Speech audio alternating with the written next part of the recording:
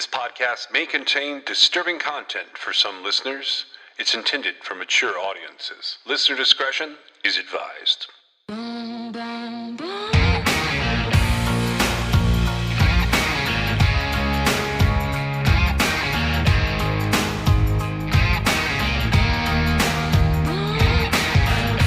This is True Crime XS.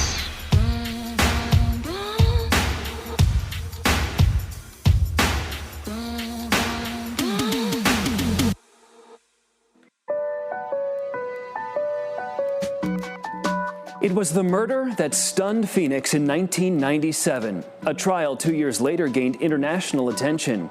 A devout Mormon man stabbed his wife more than 40 times, then dragged her into the pool, claiming he did the entire thing while sleepwalking and remembered none of it. Decades later, Brianna Whitney tracked down new details, insight, and the people involved in the man's life who've never spoken publicly before. For tonight's True Crime Arizona. I just had a habit of doing this, always in red. And there were a lot of people that testified. I remember waking up in my underwear on the floor. The next thing that I remember, people screaming, dogs barking. Did he show any emotion? Not that much. I assume that I must have gone crazy. It's very hard to prove to a jury that if you were sleepwalking, that you could do all of these actions. Summer 1999, hot outside, but an overwhelming chill could be felt in the Phoenix courtroom. You had uniquely a next-door neighbor who watched most of this. Ron Reinstein was the judge in the Scott Falater case, a case that would become an international spectacle. Explain to me then, as you're stabbing your wife 44 times and she's screaming and you're moving about, how it is that a little teeny tiny alarm on your hand can wake you up and her screaming can't. It didn't always wake me up, and I'm not a sleep doctor. I can't explain the difference. It began 2 years earlier, on a night in January. Just heard her yelling, and you could hear her rolling around in the rocks. Scott Falater's next-door neighbors jolted awake. We went outside to see if we could hear if somebody needed help or something, and then the screaming quit. Police got to the house to find Falater waiting for them. His wife, Yarmila, dead in the pool, 44 stab wounds to her body. Falater told them he had been sleepwalking and couldn't remember anything. But the next-door neighbor told police he watched Falater stab his wife, drag her to the pool, hold her head underwater, and then Quieting the dog, going up the stairs, turning on a light, taking clothes off, going down to the garage, getting things out of the garage. He stashed the bloody knife and his bloody clothes in his car, all while his 12 and 15-year-old children were asleep in the house. I was in my car driving down the road and it came on the radio. And my mouth just dropped, and I thought, did I hear that right? This woman worked with Scott Falater at Motorola for years. She asked we conceal her identity. What went through your mind when you heard the details of what unfolded that night? I felt like maybe you really don't know people like you thought you did, or how could I miss not knowing he had that in him? You're charged with homicide. A capital murder case with a sleepwalking defense and a gruesome murder. Falater's defense attorney brought his sister Laura Healy to the stand. She recalled a violent sleepwalking incident 20 years prior with her brother in their kitchen. And when I did that, I brushed against him and he turned around and lifted me up and just tossed me through the air. The defense argued stress could bring on Falater's sleepwalking episodes. Falater's co-worker and friend knew his work stress at Motorola was constant. It was not a 40-hour job, put it that way. It was, 60, 80-hour job kind of thing. Basically, get the chip working by this date, and it's 6 months in the future. You work long hours to meet that. He would be under tremendous amount of pressure from his management to get products released on time. Sleep experts testified on both sides of the case. I feel that he was awake. I know that he was awake during these episodes. It started as a benign sleepwalk, became a violent episode, and then proceeded through a confusional arousal. The defense also drove another point home. There was no motive, I think, that was ever shown. The defense said he had no reason to kill his wife. I assume that I must have gone crazy, or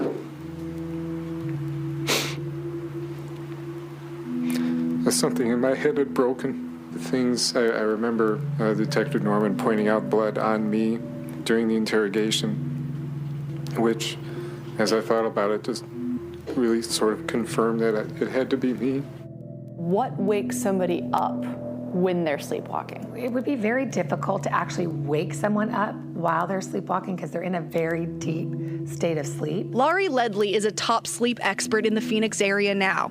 From an outside view, she took a look at the case. When somebody is sleepwalking, what happens in their mind? In a parasomnia like sleepwalking, you don't remember what you do while you're sleepwalking. How could he not wake up? She's likely screaming. Would that not wake somebody up? I agree that it should, because the movements are very intentional, right? 44 stabs. She believes he did have a sleep disorder, but she says usually an episode like this would last up to 20 minutes. There is about 50 minutes of time Falater claims he can't remember. Is that realistic? The timing of all those events and someone to be in a deep state of sleep throughout all those events, I personally find highly unlikely. I draw the line where he put her in the pool. That just doesn't seem possible. I feel like he might have woke up and panicked and then hiding it all. Yeah, I just don't believe that he was asleep all that time. And ultimately, you can't get away with murder. The jury agreed. We, the jury, duly impaneled and sworn in the above entitled action, upon our oaths, do find the defendant guilty of murder in the first degree. Several jurors spoke out right after the verdict, unapologetic of a first-degree murder conviction. But the number of stab wounds, the fact that she was drugged to the pool and held under, I can't believe that he was sleepwalking. Cleaning up, changing clothes, that just struck us as not quite believable. Back then, the judge would decide the sentencing. You could have put this man to death. What went into your decision to give him life in prison? You had these two children who had lost their mother. Now, one way or another, they were going to lose their father. Scott Falater will spend the rest of his life in prison without the possibility of parole. Do you feel like to this day you made the right decision in the sentencing? You mean as far as giving him natural life? Yes, I do. The difference between life and death. No, he dragged the body. I think he woke up. All rested on whether a man was awake or asleep. He said he was very tired and that he couldn't keep up with everything, and sometimes he was a walking zombie. The last memory of Yarmila Falater alive, a memory her longtime lover and killer forever claims he doesn't have. Do you believe he was asleep when he killed his wife? I'm not sure what I believe. Having known him, the only thing that I feel is that whatever state he was in, I don't think he was in his right mind, because I think he snapped. Brianna Whitney reporting on that story. If you're interested in our true crime series, True Crime Arizona, the podcast just launched today with more in-depth investigations. It's available right now on Apple Podcasts, Stitcher, Amazon Music, and Spotify soon too. Brianna's in the studio. You're on all those platforms? Launching today? Yeah. Nice. Good work. Strong work. Welcome to another episode of True Crime XS. This week we are covering the last of our related domestic violence cases from North Carolina. And for those of you who may be at CrimeCon's house arrest event, stop by and say hello.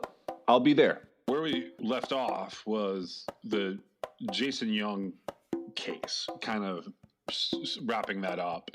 I think the overall point with the Michelle Young murder, Jason Young case, is that it's sort of hard to prove there was another person involved at all. And it goes back to that thing that you keep saying, which is, if not the husband, then who? There was no other reason for her to die than something to do with him wanting her out of his life. Right. And I think that that's a pretty common denominator in these domestic dispute type cases that end up with one of the spouses dying ultimately. Because if you think about it, there's not a whole lot of people that wish other people to be dead. It's got to be pretty personal. It does fall back on the spouse. And then with Jason Young also, he's the too perfect alibi guy. his alibi was too perfect and too convenient. And if it had been legit, we wouldn't be saying, did all of this really happen? Right. And this is one of those cases that I feel like gets adjudicated too much. That is to say, like, the family took a crack at him under civil. The civil wrongful death. Mm-hmm. And it was ruled as like the Slayer statute is what North Carolina calls it. But ultimately they ruled he was responsible. So then the criminal case, which in my mind, like, I know this is not 100% accurate in what I'm thinking, but it's sort of beating a dead horse to get somebody civilly and also get them criminally. Because the minute you get them criminally, you can't do anything about the civil. His civil case was defaulted. He just didn't show up. That's why it was ruled the way that it was ruled. Right. And so I don't know that I read this or I thought this, but my thinking would be because hiring an attorney in a civil matter, and that would be really expensive for one thing. But then he would have to be exposed to being deposed by the family's attorney. So he would be, having to get an attorney to represent him. I can't think of anything he would do except like invoke his Fifth Amendment right not to incriminate himself because, well, actually, I'm not sure. I don't know if there were pending.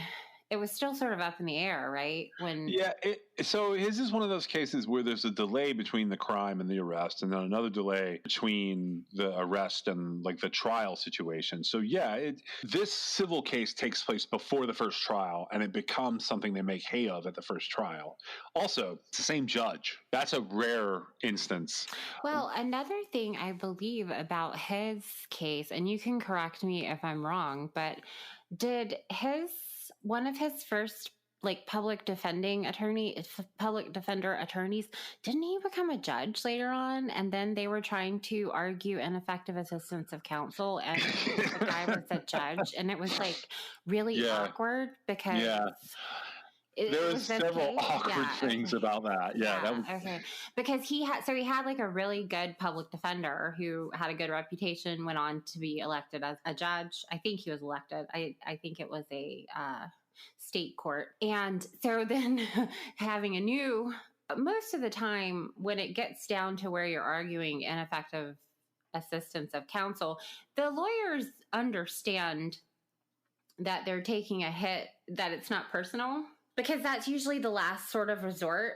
It's really to a legal standard, it's all up to whoever's hearing it because it's completely subjective unless somebody really bombs out. And that's hardly ever the case. It's literally a strategic move. It's a legal strategy to try and get a new hearing or new trial based on first, second, or third one not being sufficient for whatever reason. And so typically they take one, attorneys don't take it personally, but it seemed like it caused a lot of tension in this particular case because of what ended up happening. Now, I do want to just point something out really quick about, so a civil wrongful death suit is the family civilly suing him, seeking monetary recovery. And being criminally charged with something is the state following the statute and charging him with a crime. So it is two completely different things. So I don't necessarily think it's beating a dead horse. I do think a lot of civil wrongful death suits come from a frustration of families who don't feel like justice is being served in the criminal court. Now, most of the time, the wrongful death suits, they get awarded gobs of money that they never actually receive. So it's more of a symbolic. That's what I was talking about. It's actually, go ahead and say what you want to say about the symbolic part, and then I'll comment. Well, it's more of a symbolic gesture. It's like when you lose somebody close to you and you feel like that their spouse is responsible for it. I assume it was her parents that I don't know who brought the suit, but it was parents. It was essentially her side of the family, parent, sister, on behalf of the kid as well. It's all sort of lumped in, and this case also had these bizarre custody issues going on because wife is dead, husband's a suspect. That's another problem. You're right. It's symbolic. And it's also a matter of timing because you only have so long to file a wrongful death suit. Right. And so a lot of times when it doesn't feel like you're getting justice, and, with murder, there is no statute of limitations. But with a wrongful death, I'm sure it falls under whatever the standard for those types of claims is, depending on what state you're in. It's saying to your loved one who's died or was killed and the person who did it, like, you're not going to get away with this. Now, they're expensive. They don't yield anything. They yield like a ruling that you can't enforce because, even if you're awarded, $15 million, it's not like you can't get blood from a stone.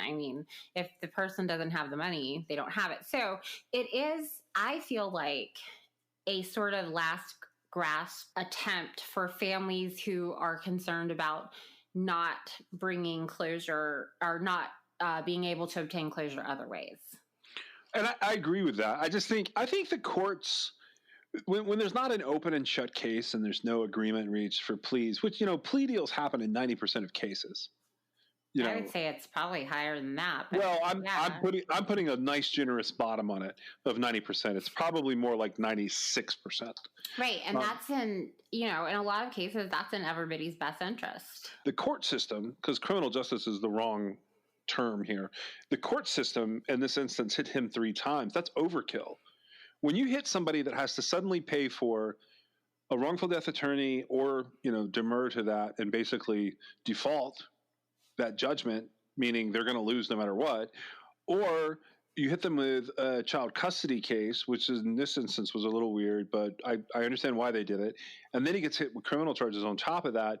You're just bullying a person at that point. And so also there's different standards in the civil versus the criminal side. Most people should know this by now if they listen to enough true crime. Preponderance of the evidence is a 51% standard versus beyond a reasonable doubt, which is a much higher standard. And so preponderance of the evidence comes to play with child custody. It comes to play with wrongful death. Right. Beyond a reasonable doubt is what it's going to take to put him away. They go through the first trial and they convict him. He's convicted. And my point about the wrongful death and the other stuff is once he's convicted, all that other stuff goes out the window because he's never going to make enough. He doesn't have enough assets for you to ever collect on it. Right. But I feel like that's in play even before he's criminally convicted. But I could be wrong. I'm just saying, I feel like it's not, the point isn't like to make him pay. It's to make a statement. Right. And I understand that. But see, here's where I come from. You don't use the court system to make statements. Right. Well, I can see both sides of it. Now, I do think it's overkill if, like you said, if you do have somebody on trial, like criminally for the murder of your loved one, it would be beating a dead horse to file a wrongful death civil action against them, unless they just have bukus of money that you feel like, you are fighting for a child or something like that to have, something set up. Because I agree. I think the court is really backlogged with things, and wrongful death, all it means really is that by a preponderance of evidence, you were able to show that this person was responsible for the death wrongfully of this other person. Now, like you said, he just didn't show up at all. So there was no trial or case. It was just a default judgment. So in that instance, default judgments are a whole nother thing. But that makes me feel really bad for him if the case were to be that he didn't kill his wife, because that would just be like everything avalanching in on him. I don't necessarily think that's the case, though. So in this area that we're looking at here, Wake County, Durham County, North Carolina, and I'm not going to apply this to all courts, they have a very bad habit of bankrupting the defendant. That's what they're aiming to do. So if someone were to come to me and say what went down here, I would say that the prosecution was not sure they could charge him. So the police didn't arrest him, and they mentioned it to the family and pointed them in the direction of a wrongful death suit and told them to hit him there instead. While there's probably still investigating going on. This was a long, complex investigation. I looked at it all. And there was never a moment in this investigation where I looked at it and went, yeah, that guy did it. And even looking at the results they got from it, I'm more on the side of, okay, maybe he did. To quote you, I can't see where anyone else would have. Well, or if they could just find the little bit of surveillance evidence of when he left the hotel. And what I saw there wasn't convincing that he left and didn't come back in. Well, right. Well, they didn't actually establish, so there's no question that at some point in time, he was no longer at the hotel and he traveled to a meeting for his work, which is why he was out of town to begin with. And nobody could ever sort of say when that occurred. And close the loop on this. In this whole case, I've looked through it. They don't. This case, I was on one of those websites, and I'm not going to name it now, but one of the other people on there was very victim-centric in this case. I don't like to be rude about people's opinions, but they were rude about their opinion from the very beginning. And their take on it was just, squash him like a bug. And I hate when people do that, because I looked through the same evidence they were using to back up their side of it. And I never could come to the conclusion, because this didn't, I'll just say this about the actual autopsy report and death itself. Attempt to strangle, beating taking place afterwards, didn't feel like the husband did it to me. Why is that? Well, I don't think so. So the attempt to strangle not working, I think somebody planning that out from the husband's perspective would have made that work, or they would have figured out they couldn't do that part. And I think they would have moved to a ligature. I think they would, if you're strangling someone and you can't get the job done, that's when you wrap a sheet around their neck, or you wrap a belt around their neck or something, and you keep going. That's a commitment that they have to make that is different. You don't then switch up and go to beating. That's weird. Maybe Well, in this case, it wouldn't apply because of all the premeditation that would have to be involved if he did it. But maybe in a rage type situation, you could, because I think beating someone to death would take an enormous amount of rage. Well, so yeah, I agree with you, but it would take rage. He was a bigger dude. Yeah, I see. I don't have it in my mind. I don't even know what she looks like. That's sad to say, but I don't. She's pretty little. Yeah. And the two of them, I don't know. I have trouble with that aspect of it because that almost seems like it could have been a burglar. What did they take though? I don't know. I'm just saying maybe they didn't. Maybe they got caught.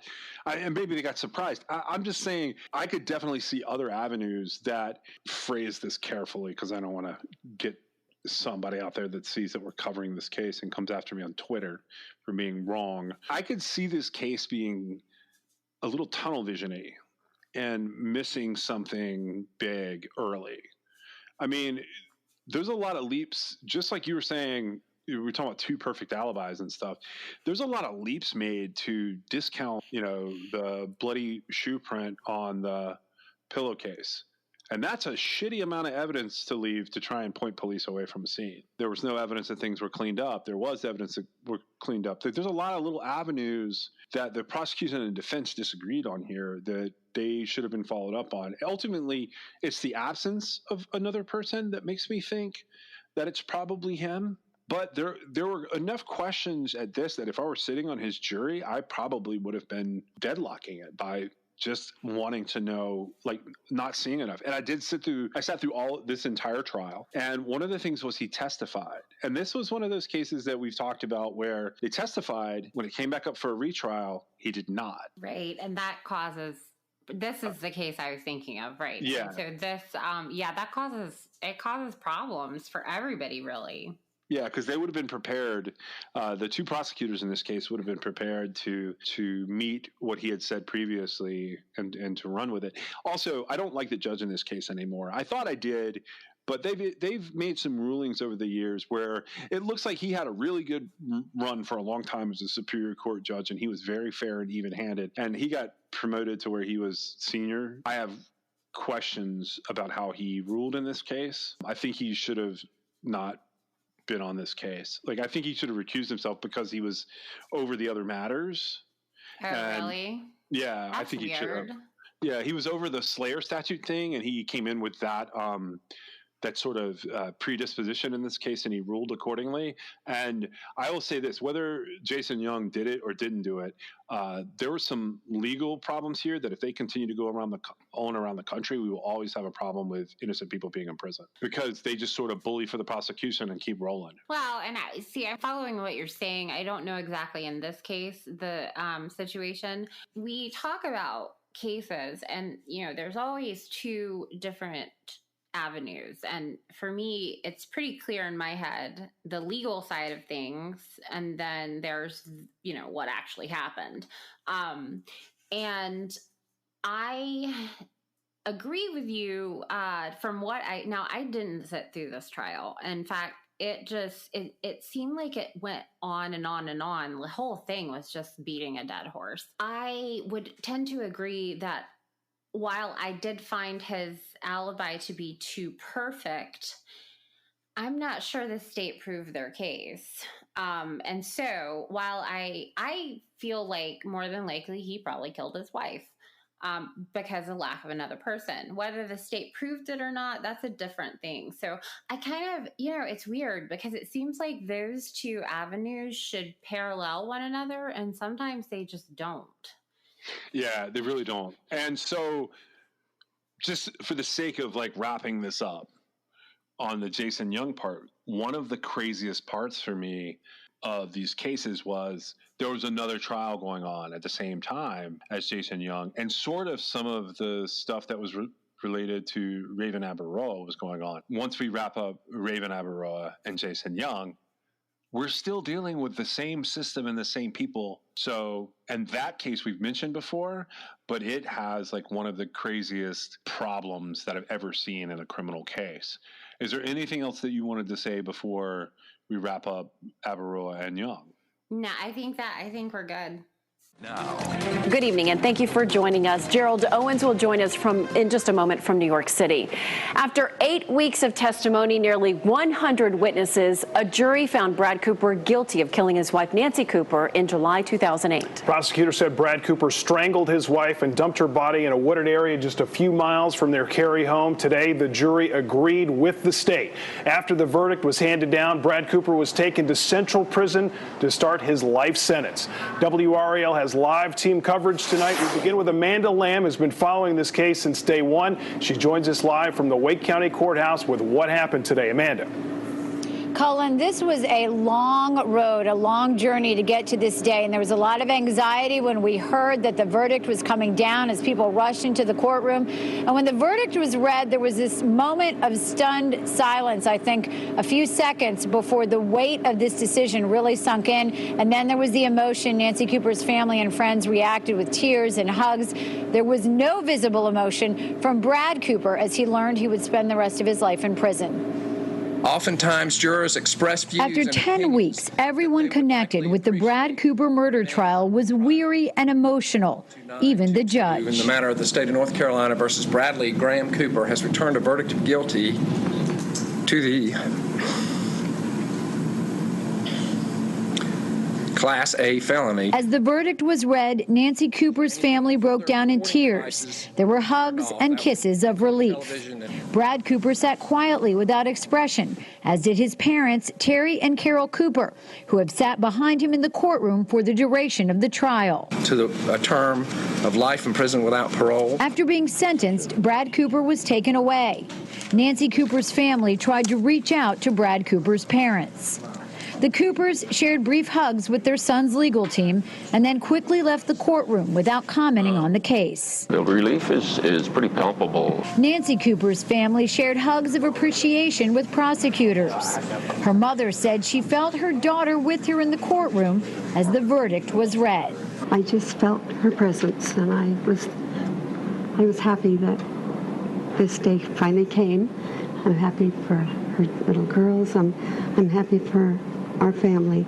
But their relief and joy are tempered by the fact that Nancy Cooper is never coming home. And the tragedy is that you put 2 young lives that were wasted. Nancy, who's no longer with us, and Brad, who now faces an elongated period of incarceration. And I just feel sad for both of those. No particular joy in either of those events for us. The family does share joy when it comes to the love they have for Nancy Cooper's daughters, Bella and Katie. Her identical twin sister and her husband have custody of the children and are raising them in Canada. I'm quite proud of how Jim and I have come through and have raised and continued on Nancy's legacy with Bella and Katie, and it is going to be bittersweet. Gary Wren's Nancy Cooper's father likened today to a runner going up a steep hill, looking back, realizing just how far you've come and how difficult it's been. And he says that's what the last 3 years have been like for him and for his family. Ken Smith joins us now. Difficult day, not just for Nancy Cooper's family, Brad Cooper's family, but also for the attorneys. Yeah, and we figured out why it was so emotional for them today. And talking with Howard Cummins, Amy Fitzhugh, and Boz Zellinger, they all got to know Nancy Cooper. They got to know her through conversations with her family, through reading her emails, looking at videotape, hearing her voice, and then the startling realization that they will never meet her. More than 60 witnesses took the stand over 5 weeks as prosecutors laid out their case against Brad Cooper in the murder of his wife Nancy, with circumstantial evidence against Cooper and no DNA linking him to the crime. Prosecutor Howard Cummins says the case came down to common sense, and the jury agreed. When everything is washed and cleaned, there's nothing left, and so you have to be able to say to the jury, this is what happened, and the reason we don't have any blood and the reason we don't have any body fluids is because he's been cleaning up for hours. This case hinged on highly technical testimony about cell phones and computers. Prosecutors say Cooper's former employer, Cisco, and other agencies helped them boil down the technical evidence to a simple theme. At the end of the day, those folks from all those different agencies really helped us break it down so that anyone could understand this sort of universal theme of somebody controlling their wives' communications and other aspects of her life. During the trial, Cooper's defense attorneys charged Cooper's computer was tampered with, and the police ignored evidence that didn't point to Cooper. The defense is already planning its appeal. In a statement, Cooper's defense team wrote, quote, "We feel that had the jury been permitted to hear the testimony of our computer experts, the verdict likely would have been different. They believe their appeal issues are strong." For prosecutors, though, this case was about justice for Nancy Cooper. When you look at a man who doesn't go to his wife's memorials, when you look at a case where he doesn't ever talk to the police about what's going on with my wife's case, why haven't you arrested anybody? He didn't care because he knew what the answer was. Well, as emotional as this was for prosecutors, it was equally daunting for the jurors. They lived with this case for the last 8 weeks, and several of them wiped away tears as the judge sentenced Brad Cooper today to life in prison. And Amanda, the judge also told these jurors this case will be with them for a long time, and based on how emotional they were today, he could be right about that. Absolutely right, Ken. And the other thing he says, he told them not to second-guess their decision. He said they worked hard, they came to a unanimous decision. They sat in that courtroom over the 8 weeks, listened to the testimony, and they were the ones back there in that jury room. And again, they came to that decision, and they shouldn't second guess it, is what he told them. Back to you guys. Amanda Lamb and Ken Smith live at the Wake County Courthouse. Thank you. It's been nearly 3 years since Nancy Cooper was murdered. Her friend, Hannah Pritchard, testified during the trial. She says the verdict makes her relieved, but today was about remembering the friend she lost. And she was the person to go up to a perfect stranger and tell them that they looked beautiful or that she loved their shoes. We're definitely missing just a wonderful soul on this earth. Neighbors where the Coopers lived in Cary are glad this seems to be over. A lot of people followed this investigation and court case. Many of them made the trip here to see the home where the Coopers lived on Wellsburg Court. That has been frustrating for residents in this area. Nancy Cooper was a good friend to people here. Children on the street played with the Coopers' children. When the dirty details of the couple's life came out in court, it was tough. I felt so sorry, really, for her parents because of all the dirty laundry, I guess, that was being aired. There was no need in it. Neighbors we talked with say they feel justice was served with the A murder trial that drew international attention to the triangle could be back in the courts. In fact, today, the State Court of Appeals ruled that convicted murderer Brad Cooper should get a new trial. Thanks for joining us. I'm David Crabtree. And I'm Deborah Morgan. This case has captured headlines for more than 5 years. In July 2008, Nancy Cooper disappeared from the couple's Cary home. She was found 2 days later in a drainage ditch a few miles away. In 2011, a jury found Brad Cooper guilty of strangling her to death and sentenced him to life in prison. WRAL's Layla Santiago talked to lawyers on both sides of this case. And Layla, what's the next move? Well, Deborah, it's up to the state to make that next move. I asked the district attorney if there was anything he feared about the possible outcome. He told me he just regrets that if they come back for a retrial, it will take weeks of court time and could cause some delays for other cases. And remember, this is a case that has already taken 10 weeks of the court's time, making it the longest non-capital murder case ever tried in Wake County after the 2008 murder of Nancy Cooper.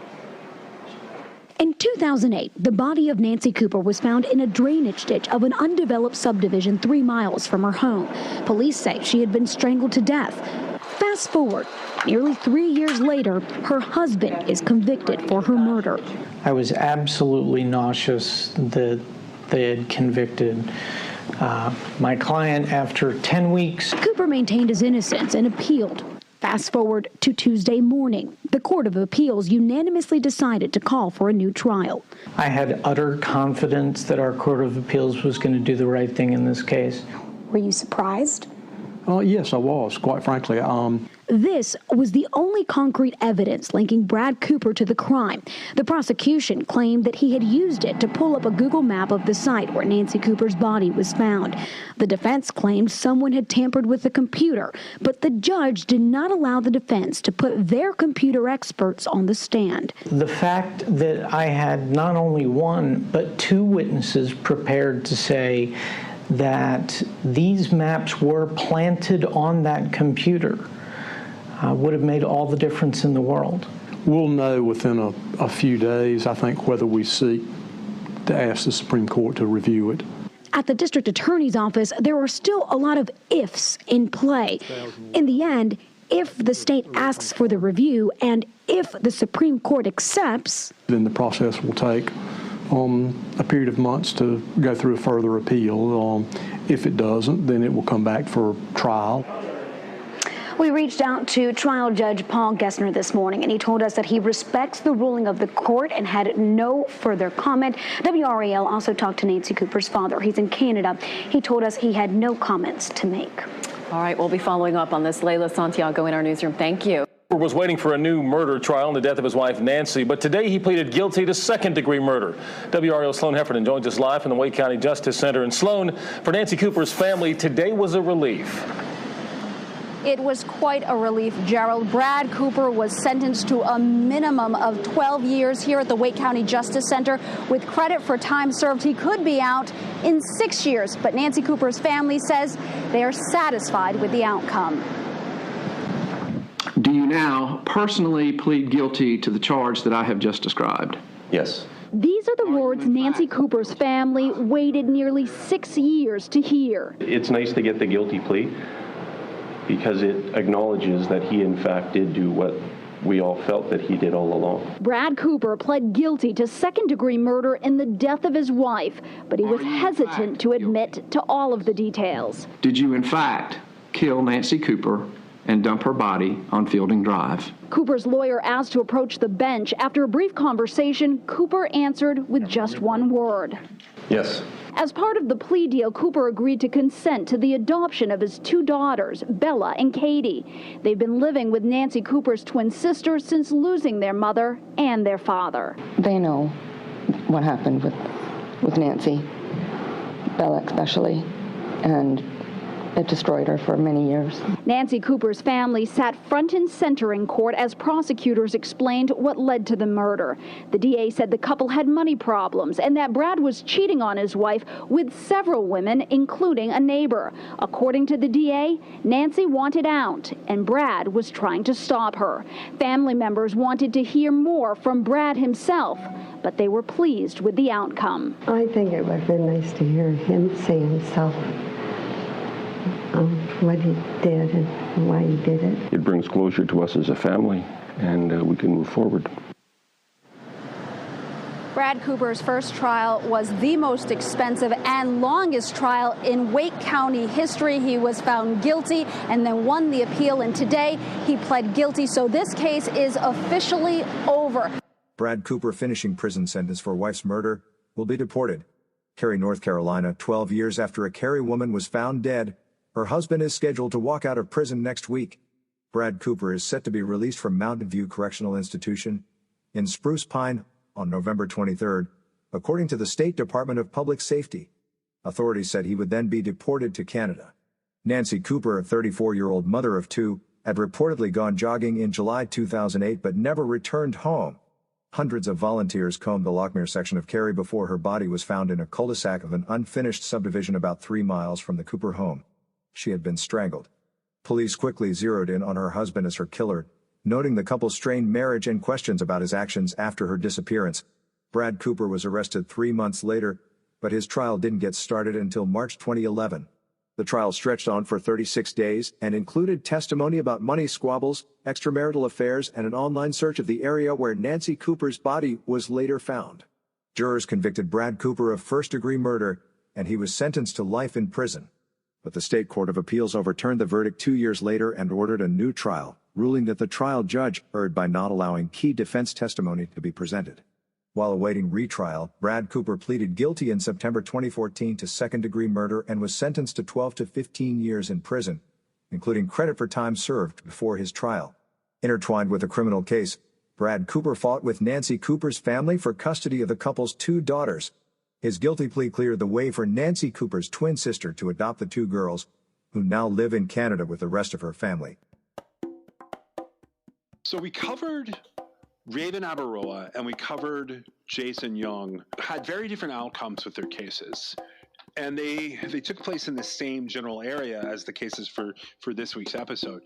The outcomes there were Raven Abaroa eventually, after like a lot of legal haranguing and like being in jail for other charges, he finagles this deal where he's going to spend a little more time in jail, but he gets out after serving a sentence for voluntary manslaughter for the stabbing death of Janet Christensen. So that we have that one. And then we have the Jason Young case, which had a bunch of different legal wranglings that take it all the way to like 2017, 2018. And there's still a little room for appeal from what I've read. And like you said, ultimately everything starts de novo anyway. So it starts like it's fresh. So each time they go back and have a ruling, there's a potential for another appeal to some degree. That case ultimately ended with Jason Young serving life in prison without parole for what is essentially a real similar crime, killing the spouse in the home and then acting like they didn't. His case, there was a lot of premeditation. We think if he did it, there had to have been premeditation because he was out of town, coming back into town and secreting back out of town again. So simultaneously, actually right before that, there's a July 2008 murder that is in the same system, same area. But that case actually was the first I got to watch the full trial of. So it took place before Jason Young's stuff started up. This is the murder in July 2008 of a Canadian woman in Cary, North Carolina, named Nancy Cooper. Nancy Cooper goes missing, and her friends jump in on the case pretty early. It's real similar to what happened in Chris Watt's case. There's a woman that was supposed to meet up with her, and then another friend who, within a couple of hours of like not being able to get in touch with Nancy Cooper, they start calling it a missing persons case. And then very shortly thereafter, they start pointing the finger at her husband, who was a guy named Brad Cooper. But one of the things I want to point out with all of these cases, you can go online and find a lot of differing opinions about the men in these cases. There's not as much about the women. The women are they fall into this category that I call the past revered, meaning they passed away and they sort of become angelic in how prosecutors present them. And I don't ever really question that. I'm not going to throw shade on any of these victims. But, websites pop up and they're saying basically, in memory of, and it's all these like shiny, happy things, and like sort of the cliche is she lit up a room, blah blah blah. With Nancy Cooper's case, they don't do that as much. They pretty early on, they throw her and her husband under the bus. The prosecution does. One of the most interesting aspects of that case is that they throw the whole neighborhood under the bus and say that basically everybody was having sex with everybody else. They start alleging, whereas the other cases had pregnancies, Nancy Cooper had children that people were pointing the finger and saying, maybe it's not Brad Cooper's kids. At least one of them, there was a question of a neighborhood guy that I'm not going to use his name because he went through the mud. They drag him up on the stand and they start tearing him apart. This was one of the most interesting, this was less a criminal case that was streaming and more like a terrible episode of Real Housewives of Cary. Right. Or like basically any soap opera ever. Yeah, any soap opera or like terrible reality show, like whatever you want to call it. It was so drama bound the way the prosecution set the case up and the way the defense handled it.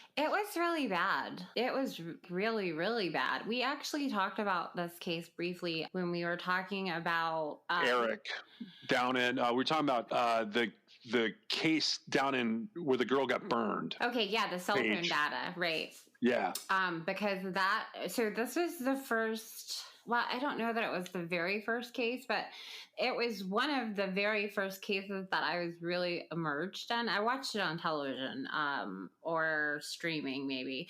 I wasn't in the courtroom, in other words. I was a little bit obsessed with like all of it because of sort of the dynamic that was happening there. It was amazing to see who was going to make me sitting at home watching this feel the most embarrassed that day. Was it going to be the defense or the prosecution? Because both sides, which actually the defense did an okay job. They were trying like their best, but the judge did not like the defense attorney.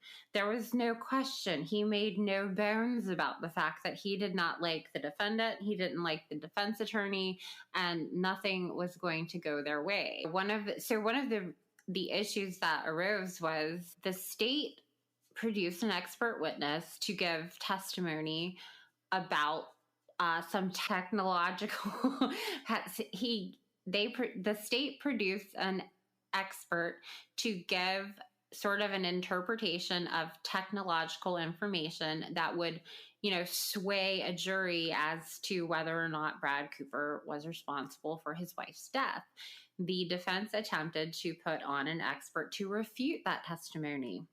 And the type of information they were talking about, it was so far above like everybody's head that question of whether somebody was an expert or not, it was really hard to answer because most people didn't even know like the basics of it, much less the expertness of it. The judge ruled that the expert for the defense couldn't testify to refute the state's expert on the same matter. Now, it's pretty obvious in just about every, I can't really offhand think of a situation where it wouldn't be. But if you're a judge, you kind of want to, it's tit for tat. You want to let one side do it and then you've got to let the other side refute it. That's how that works because what you're aiming to do is provide factual information to the jury so they can draw their own conclusion from it. I think that had a huge impact on him being found guilty because they only got the one side of it. The Court of Appeals agreed and said, they remanded it back for a new trial based on the fact that the expert witness wasn't allowed to testify. And it was prejudicial to the defendant for the jury to be presented by the state with information that made it impossible for them to deny the fact that it occurred when they aren't hearing the other side of it. Yeah, and so I have a really unique angle on this particular case because I was on the typical forums for this one, and this is another one that like the web sleuths people were heavy into this case. I was able to this one.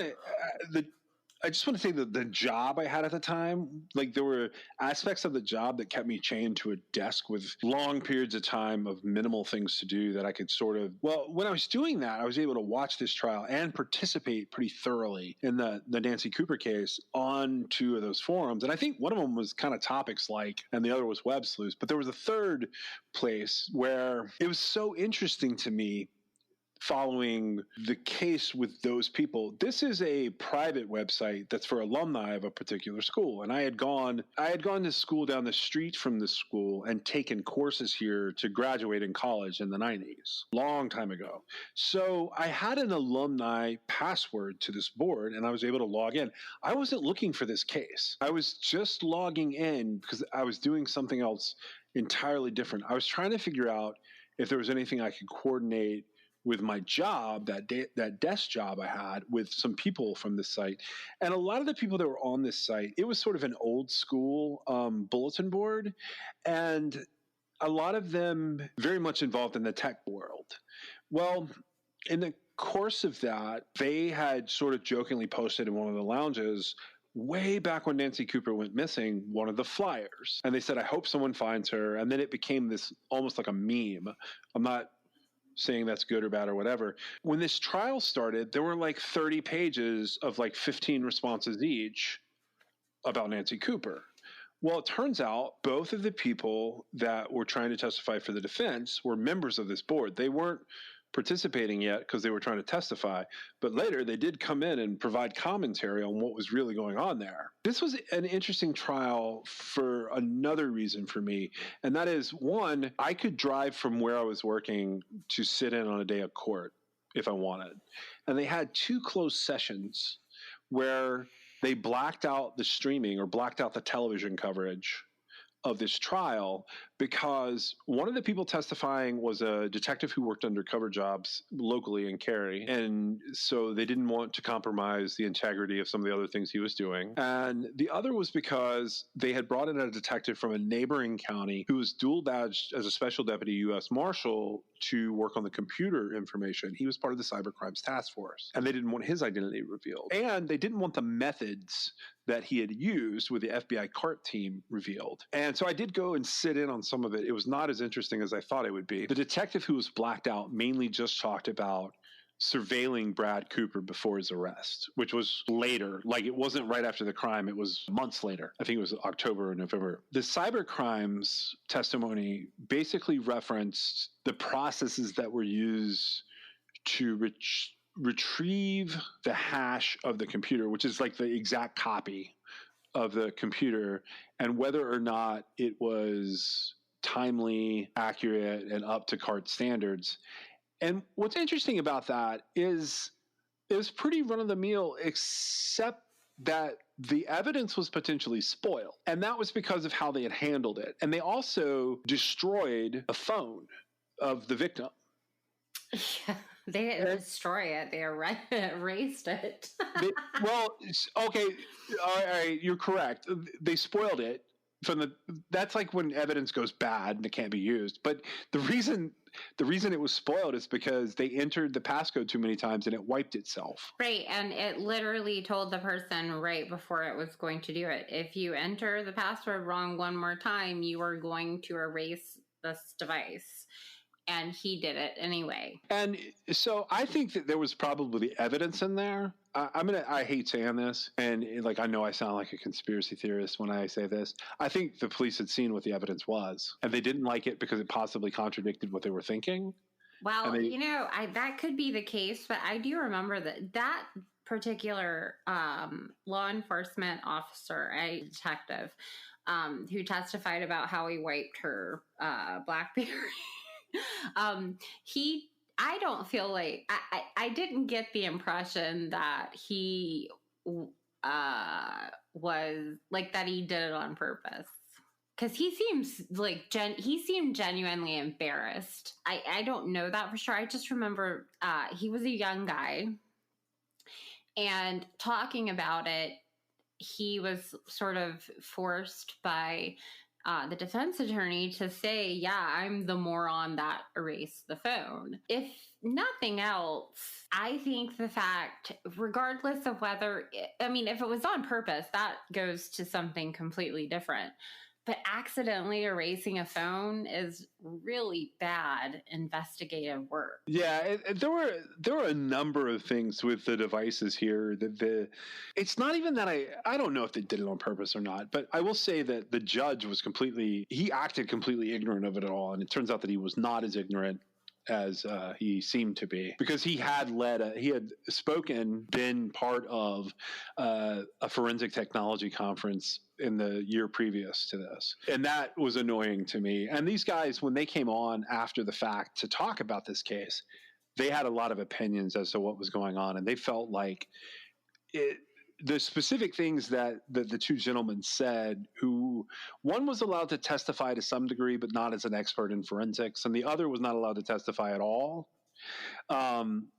Their feeling was not that there was a lot of corruption going on, just that there was something contradictory in there that nobody could make any sense of, and they just didn't want it coming in and clouding the waters. They never disclosed what it was, and ultimately that entire case hinged on this 40-second Google Map search. It was done the day before she went missing from Bradley Cooper's computer, supposedly connected to his job at Cisco Systems. It was a Google Map search of the area where Nancy Cooper's body was found. Right. And he didn't testify. Nope, he did not testify. And so, however it was that ended up being presented, it ultimately wasn't refuted by anybody. No, it wasn't refuted. There was no defense witness that really was able to do anything about it. There was some suspect stuff that even the prosecution's witness pointed out they didn't understand about it. And that had to do with timestamps and the size of certain files. And the defense took the wrong tactic there. Their tactic was the line of questioning that the defense attorney took, who, it's not that he's good, bad, whatever. He made a bad call. He went with the tactic that the police had planted evidence. And that's how he was questioning them. And it was so bizarre to watch. It was actually painful to watch. Right. And that's what I mean about who's going to make me feel more embarrassed, because it was they took turn, there were several different prosecutors that did the questioning. And yes. So it would be they all had their own personalities. And obviously people have their own personalities, but it would skew things. And so I have to say, anytime I watch any court proceeding, no matter what the case is about, no matter any of the details, when I see a judge that is being biased, regardless of guilt or innocence or whatever, when you see bias, in this case, the judge allowed everything the state wanted to do, and he shut the defense down every chance he got. And it was a biased approach from him. He wasn't even trying to hide it. He was being very openly biased. He didn't like the defense. And I immediately see all kinds of problems with that, because a judge shouldn't have an opinion, really. And in order to be biased, you have to have formed an opinion for or against something. It was so disappointing to sort of watch that unfold, because that led me to think, oh well, the trial's not really that fair. But then you've got, I can't remember if there were, I do believe there were two defense attorneys who did questioning, right? There were. Okay. And then there were at least two prosecutors, and I want to say maybe three. There were three. There were three prosecutors in this case, and one of them, the way that works is there was a first ADA was there, who is not the district attorney themselves, but it's their right-hand man. Right. And then he had an assistant under him that was a seasoned attorney, and she had been there for a really long time. And I think she caught the case as far as the rotation went locally. Right. And so she was early in on that case. So she stayed on through it to have all eyes on it. And then they had this really young guy that was sort of getting some experience at this level, because here's my impression. His name was Boz, by the way. Oh, I remember. Boz was brought in so that Howard, the first ADA, could play dumb and seem like he was eye to eye with the judge in case something was said about the computer stuff, so the prosecution could go, well, I'm an old, slow Matlock fan, and I don't know anything about that. And then the young guy could jump in and be like, oh, that's because the I's and O's of the internet move like this, and the technological wizard-a-magoo can do the biz-bang, and then that's how they did it. And that they basically set him up, and it was like, if we succeed, your career will go. And if we fail, you can take the fall and it won't hurt us.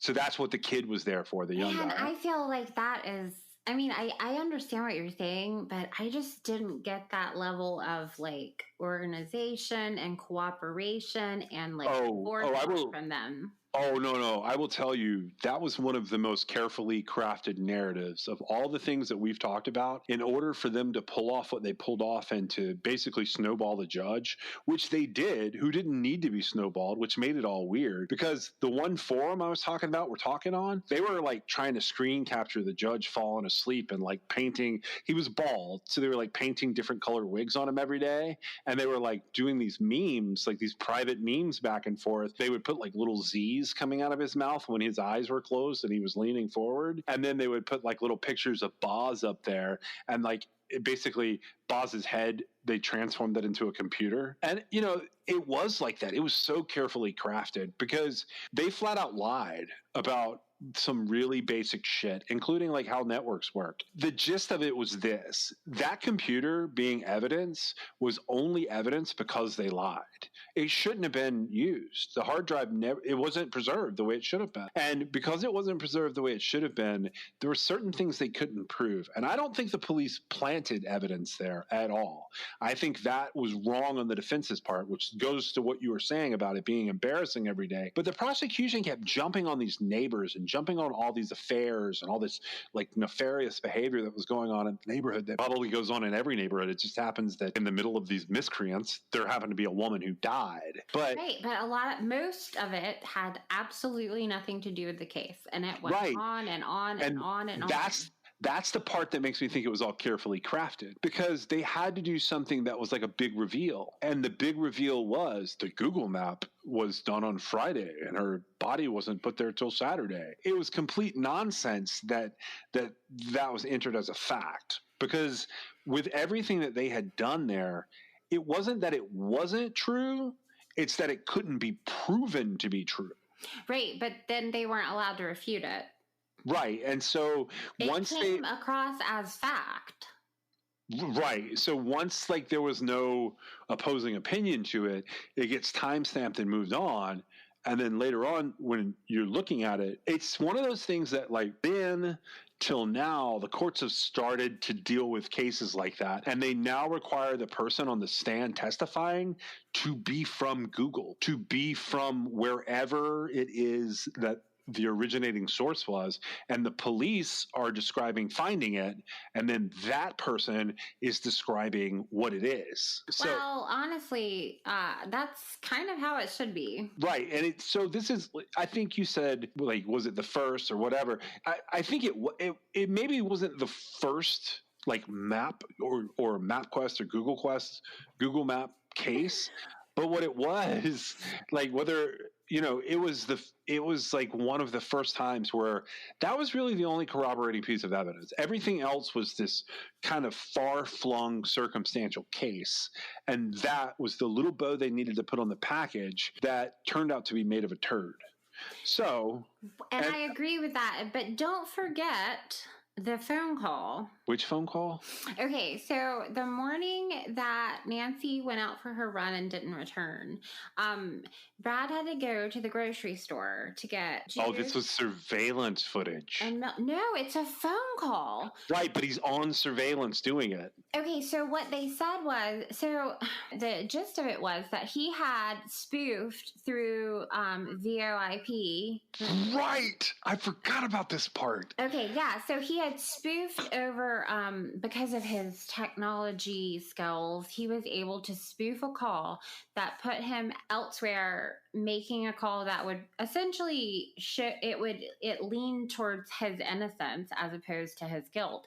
And it was this huge deal because he had gone to the store to get one of the children, like their juice or their milk or something.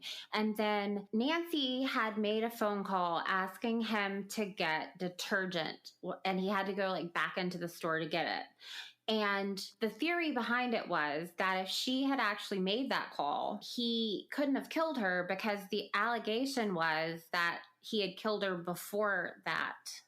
And so she wouldn't have been. So he was at the store, and that was timestamped on a surveillance footage that they had retrieved.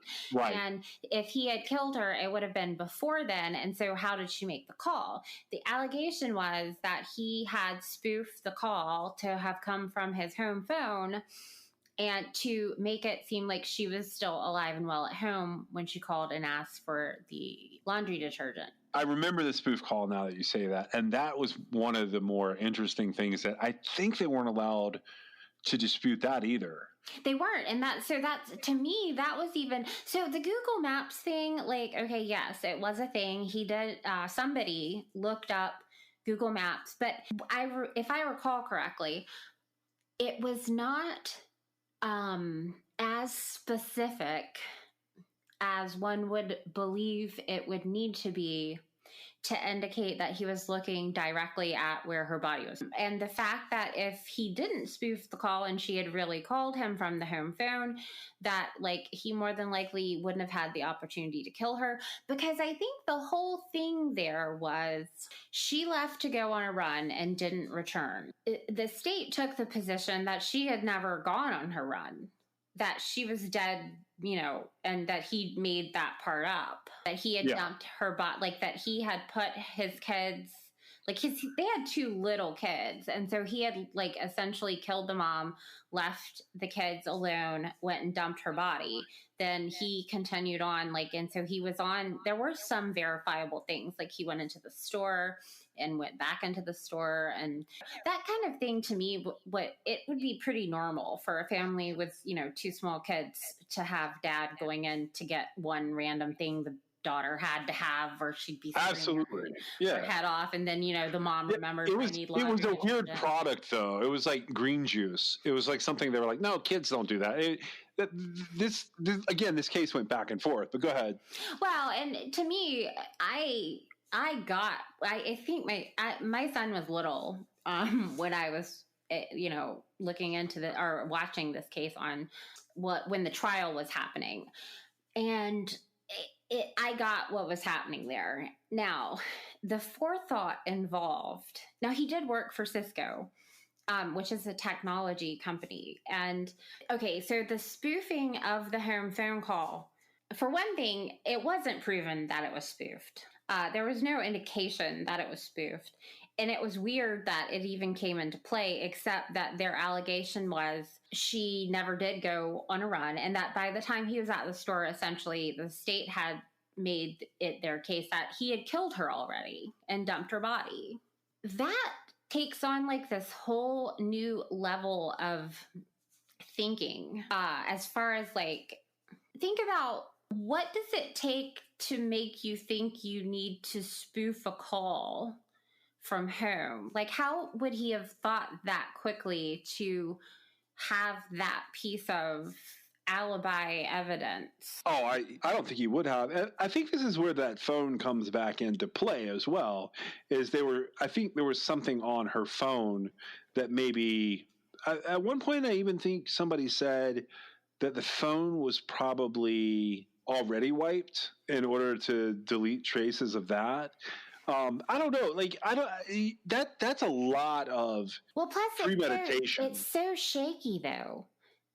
Absolutely. It's not even a firm thing, because, had the state, and see, part of the problem was the state with, because they want to present what what they feel like the evidence or the circumstances shows happened. Once they've said he killed her before she went on the run, she never actually went on the run. And, by the time he's at the store, she's dead. And then they produce where she called him while he was at the store. They produce a surveillance video of him going back into the store to get laundry detergent after he already picked up his younger daughter's green juice. That's essentially what you're supposed to do in court. They present a theory and the defense knocks it down. Well, she couldn't have been dead. She called him, right? And then they go to the extent of making this a spoofed call. And I'm like, that's quite a lot, I think. I don't feel like a spoofed call would have been the way to go alibying himself. Now, Not the at other all. thing about, which it's not really that different, but because I was more involved in this case when it was sort of happening, I don't think I've ever heard Bradley Cooper say like 2 words, honestly. And he is so laid back. Yeah, he barely spoke at even the press conference. And they acted like... Okay, so this case gave me pause because there was a lot of criticism about his behavior.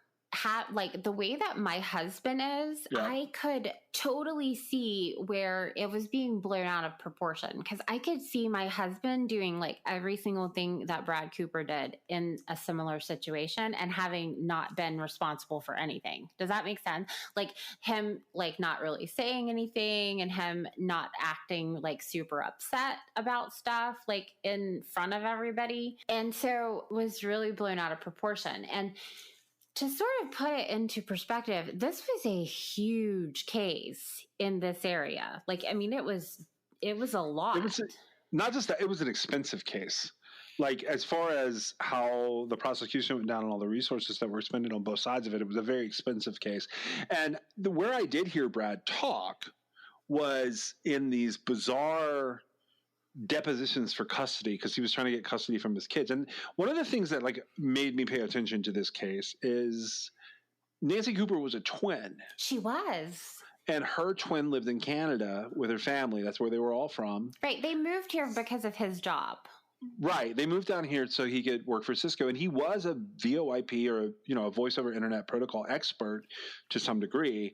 That they were very adamant that is how the call got spoofed. But I did see him speak in those depositions for custody. And the person that I saw there was not sure how to act. And your husband, like being in a similar situation, I could absolutely see that. And my little brother would do the exact same thing. Like he would just be sitting there trying to do the right thing, say the right thing, and get through the process and not even realizing how he was coming across, more focused on paying attention right to what was being said and being, on the spot. Like, I don't necessarily think it was like pressure, like, I don't want to be sitting here or I did something and I'm guilty. It was more like, oh my God, these people are trying to take my children away and my wife has died. Right. Okay. And so I don't know. I don't know if Bradley Cooper did it or not. I do think that if he didn't do it, like he got bamboozled because he literally didn't even see his wife. The story went that she just went out the door running. I mean, it was no secret they weren't super happy, and nothing was a secret by the time the trial was over. Well, because of the level of insanity that went on with this case, it obviously there were some problems with it on appeal. It got kicked way back down and around because of some of the things we've described. Ultimately, it ended up back in the hands of the same prosecutors, the same judges, and this is interesting to me. For all their talk of premeditation and all the prosecution did to sort of organize this insanity and make that story work, they cut a plea deal with him for second-degree murder. And he actually gets out by the time. Yeah. Well, okay. So let me pull this up really quick so I can say it correctly. All right. So right now, 27th is Monday, the 3rd. So by the time this releases, Brad Cooper gets out next week and he will go home. He'll be deported. It's really funny that that the timing with this, because I have an acquaintance, let's say, that really believes in Bradley Cooper's innocence. Now, he took the plea deal to get out of prison, because just like Raven Abaroa, yeah. Because otherwise he would be, well, he could have, there was a possibility that he could have been not found guilty during a second trial. But when you are faced with that type of decision, I think maybe at the time he took the plea, it would have been like maybe 5 or 6 more years, and then he would be released. And right. I'm sure I would have to think really hard about that. And I don't know, I don't know all of the details of the plea deal. I don't know if I know he didn't confess, because there's still speculation about whether or not, he was actually guilty. Now, this is where there's 2 avenues of what really happened and then the legal process where they don't parallel. It's where things get weird for me. So I have this acquaintance who at some point in time after he was convicted, they had me print a picture of Bradley Cooper with his daughters, maybe, I think. And so it was on Facebook or somewhere like that. I can't remember the details, but the person knew, I had the capability of printing it. And I know that this person mailed it to him so he would have this picture in jail. And, whether he killed his wife or not, I didn't feel like him having a picture of himself. I think it was at his college graduation, maybe. I'm not really sure. But because I think while he was here, he got a master's degree, maybe. Yeah. So he was holding both of his daughters and his cap and gown or whatever. But when I found out, that his release was coming up, I'm like, the acquaintance that I printed a picture for so they could send it to him, I was like, now, so I don't know about his guilt or innocence, but I knew enough to tell my acquaintance, you're not inviting him here, right? I wanted to make sure that my acquaintance wasn't planning on making some sort of weird. Your acquaintance called me, by the way, about that. I'm not kidding, and they wanted to know what the process was. This is an older person. I'm not going to dime them out either, but they wanted to know what the process was and if you needed a ride or something. And I was like, no, that's exactly what I told them not to do. He's being deported, and and in fact, I know the date. But that date tends to be a general number. And what really happens is there's a process for this that's going to be sort of involved for him. And he may be released on detainer, but it won't be that he's free suddenly, because that's not what will happen. He will have to go through the process of deportation. Right. And it's deportation to Canada, so right, yeah, it's not going to be anything super complicated. Unless they send him somewhere else. I believe Canada will take him back, but I got to ask though. Okay, so this is different, and here's what's different about this case. With Abaroa and Young, we're talking about women killed in their home, likely the husband. Their bodies are found in the home. Nancy Cooper, she is found in an unincorporated part of Wake County where a subdivision is going in. Right. So there's construction and there's some houses, but it's more of it's not a heavily traveled area. Okay. So do you think he killed her? I don't know.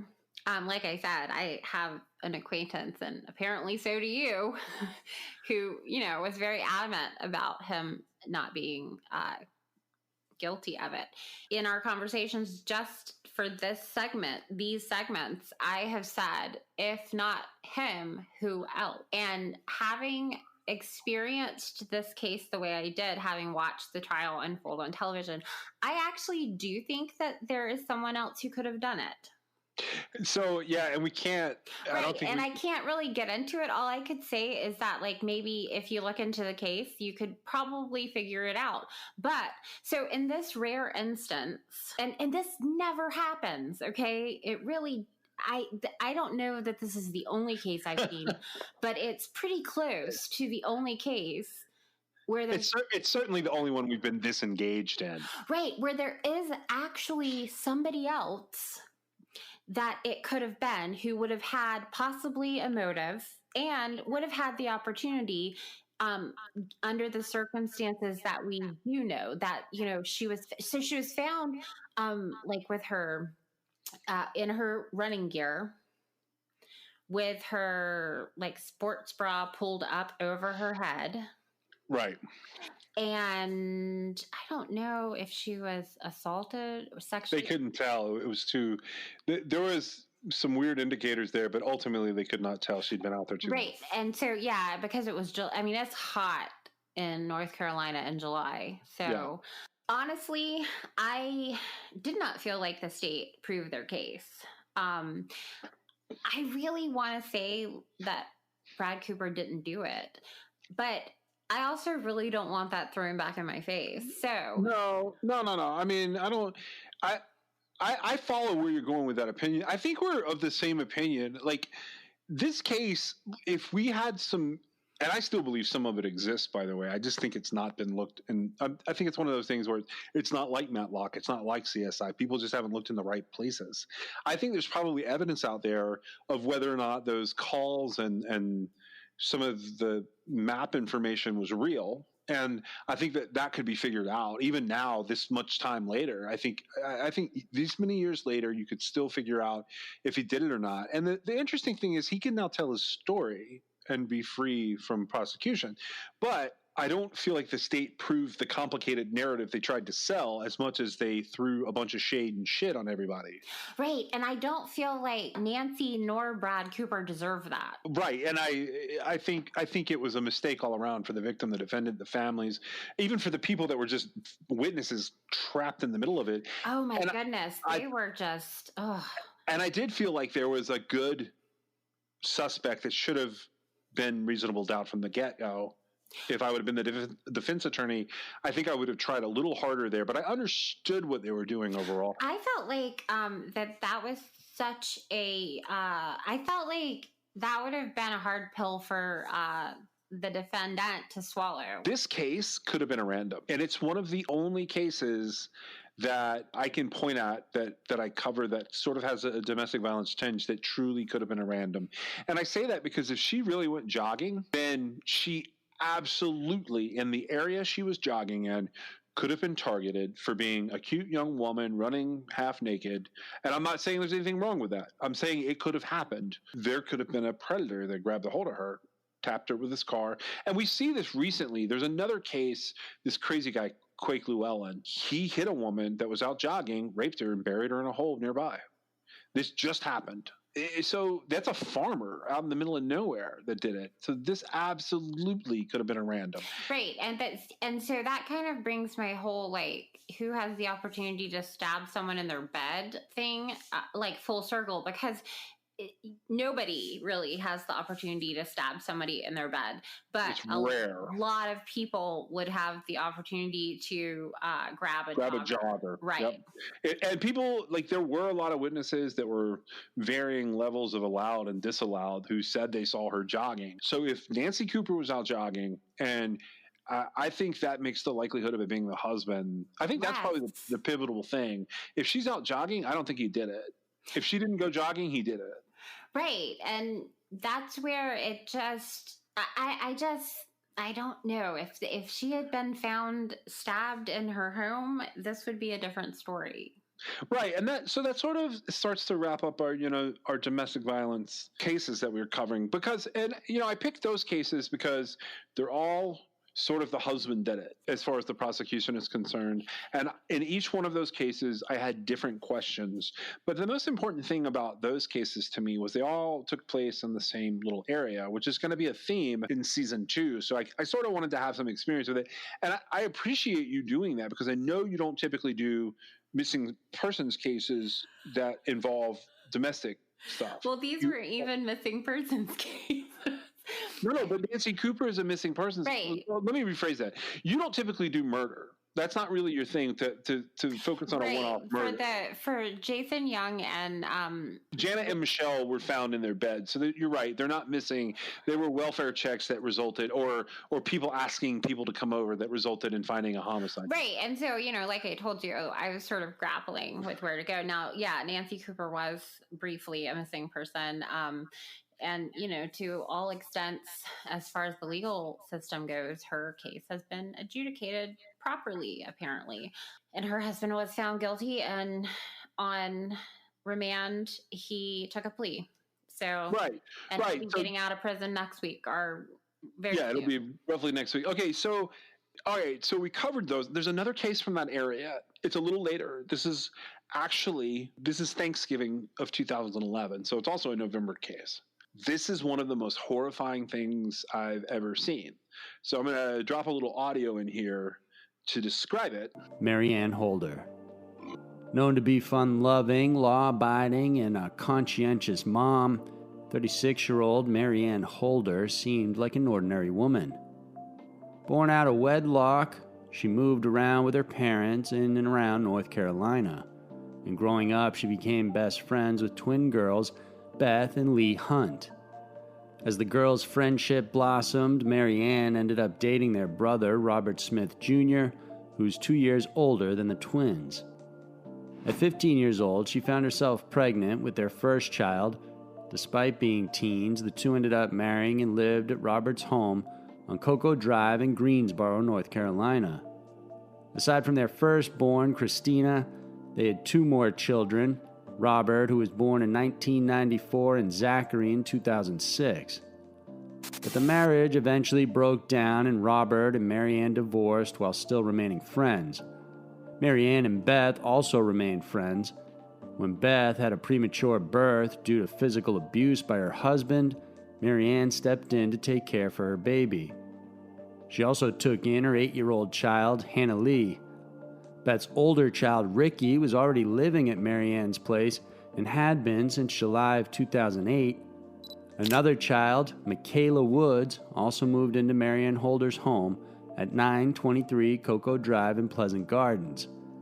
The 15-year-old was Mary Ann's niece through her half-brother, James Holder. But aside from her complicated home life and multiple children living with her, Mary Ann's personal life was also filled to the brim. After her divorce, she dated several men, the most prominent of which was Randy Lamb, whom was married at the time. On November 20th, 2011, Mary Ann spent the majority of her morning buying groceries. In the afternoon, she went swimming with the kids and her boyfriend at Grimsley High School. According to her boyfriend at the time, David Stokes, she looked a little tired, but not as distraught as the night before. Apparently, Mary Ann was slapped with a $250,000 alienation of affection lawsuit by Jennifer Lamb, who was Randy Lamb's wife. The two parted ways around 11:30 p.m. that evening, but then sometime in the middle of the night, something unexpected happened. Mary Ann got up, grabbed a gun, and suddenly began killing every single one of the kids in her home.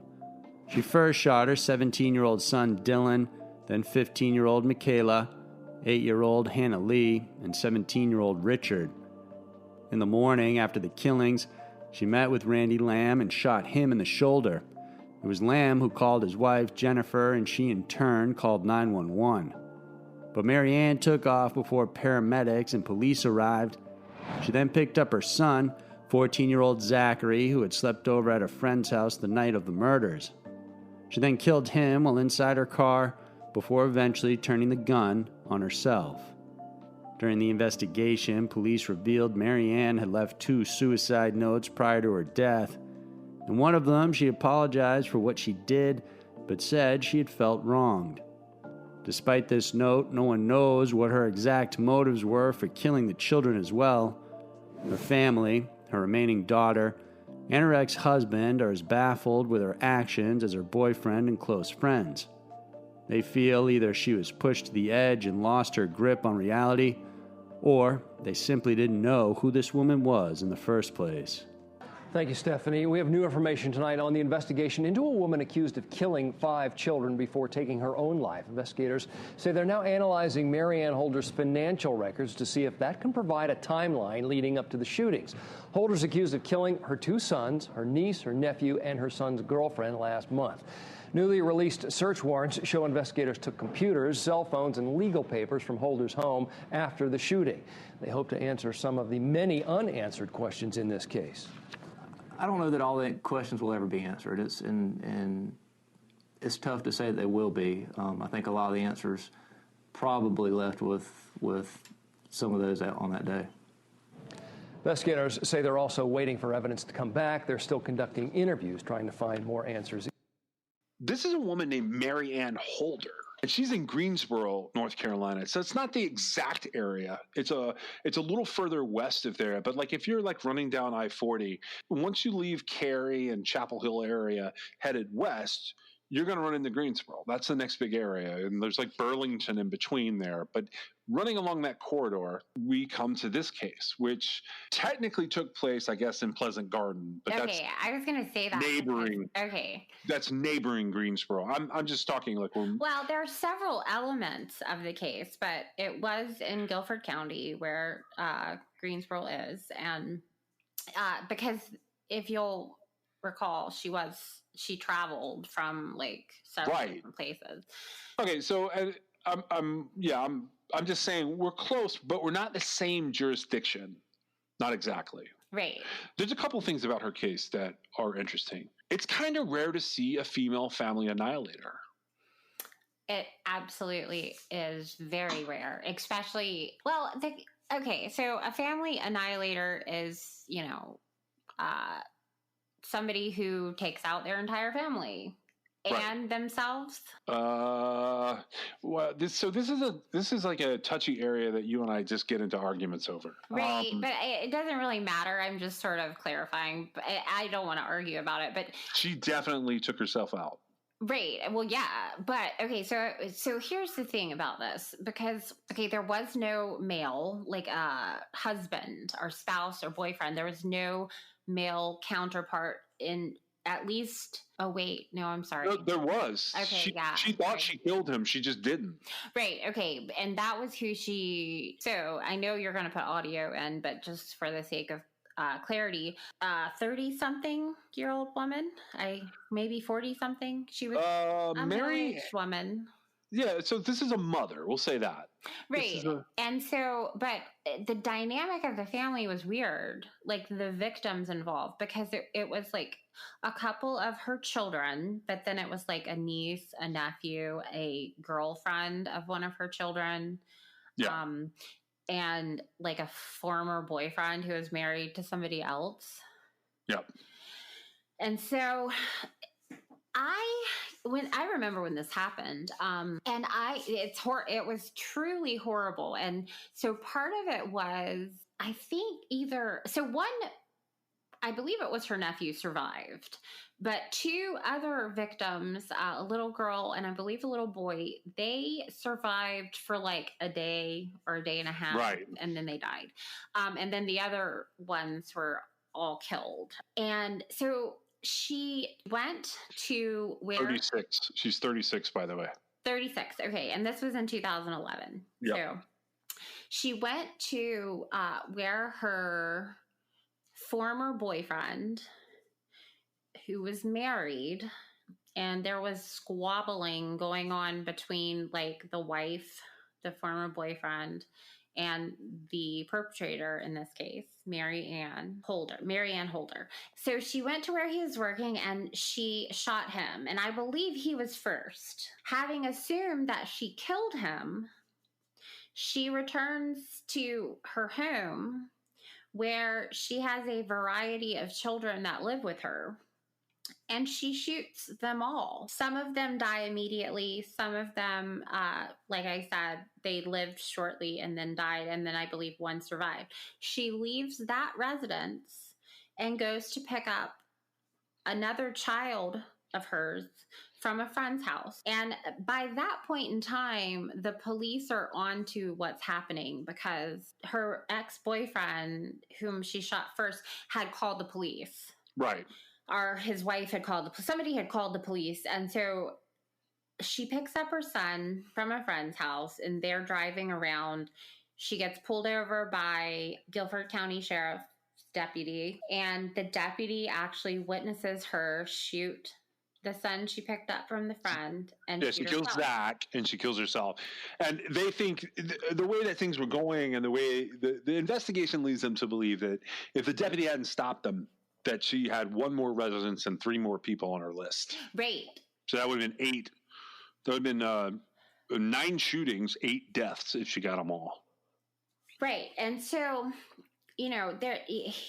it's a strange case. The dynamic of it. Now, I thought that she was scorned, essentially, I assume, by the ex-boyfriend. I don't know what transpired there. And it doesn't really matter, but I think that she assumed, having killed him for probably what she felt like was a good reason. There was an alienation of affection lawsuit occurring there where she had essentially written a check to settle that. And so this case has that in common with the Nancy Cooper case. Right. Because right. Wow. All of these cases are so intertwined in how they occur. But the biggest difference is, well, there's no trial. She killed herself. There was no legal anything except for that traffic stop. Well, yeah, but he didn't even get up to the car. But it did, based on the witness's testimony, because the former boyfriend survived and he was able to tell what happened to him. Right. And he knew she had shot him. And then one of the I don't know if they were all minors, but at least children. One of them and the house survived. Now, think of the thought process that a mom/guardian, even though these kids weren't hers, she was the adult in the situation. They were all young and they lived with her. Think of the process you have to go through to physically drive to where your former boyfriend that you hate is working and, kill him, which she didn't actually kill him, but she shot him, drive back home. And I assume she was thinking to herself, well, now I've killed this guy. These kids aren't going to have anybody to take care of them. So let me kill them all, which is not a logical train of thought. It's just the best I can do under these circumstances to come up with some sort of theory. Well, she had written all these checks in the days going up. There's all sorts of shit. Go ahead. I'm sorry. Right. But okay, fine. But seriously, even with all the checks that she wrote, what, like $20,000 worth of stuff? That's nothing to kill all these people. No. I'm saying she was making plans, man. Well, all those checks were like rubber balls, seriously. But it is crazy. Okay, but think about, she then goes to pick up her last child, or not her last child, because there was an adult child that didn't. That was they thought that was going to be the very last location she was headed to. Yeah, and did she have a baby? This is a 21-year-old girl. She had been written for the checks, and some checks had been written to her. The baby, I don't think the baby is the killings. So she shoots Randy Lamb. Right. He's still alive. We're going to leave him alone. But she kills herself, Dylan Smith, and Zach Smith, who are Holder's kids with Rocky Smith. But then she kills, forgive me for saying this, Dylan's girlfriend and cousin, Michaela step-cousin. Whatever. It's by marriage, I think, or something. Yeah, it's not a direct. That's how they describe it in the police report. All right, okay. Michaela Woods is her name. And then her niece and nephew, which is Ricky Suttles and Hannah Suttles. Hannah Lee Suttles was 8. She was the youngest victim. Right. So she didn't kill a baby, but I do think the oldest daughter, who I'm not even going to name right, she, I believe, had a baby. I knew she had just gotten married. She ended up having to deal with the estate that was left behind. And I think that the impression investigators got was that she was headed there next to and so the oldest daughter's house. Which is weird, which we don't know that for sure. It was just speculated. But she does have a baby. I just checked on that. She had just had a baby. Right. And I can't remember now, like, what the deal was, but it was almost like she had, kept the baby, and then leading up to this, she had written, I know she wrote a $10,000 check to the former boyfriend's wife. To her daughter, she had written a check for, I think I was trying to find the actual amount. This is very confusing, actually. So it was around $10,000. So she wrote one $10,000 check and then a couple of checks that totaled another $10,000. And like when her estate was finally settled, it was only like $13,000 worth. Right. I mean, it was nonsense. And her writing the check, so she wrote the checks to her daughter that survived, which makes me think maybe she wasn't going there, because she wrote those checks 2 days before she committed the murders. Right. But the checks, the way that things shook out, should have all bounced. Right. So that's what I meant by they were all rubber balls. Right. So that was one of the reasons they think she was planning on killing the other girl too. Because she'd written those checks? Well, because why would you write checks that were going to bounce and then kill yourself? Oh, well.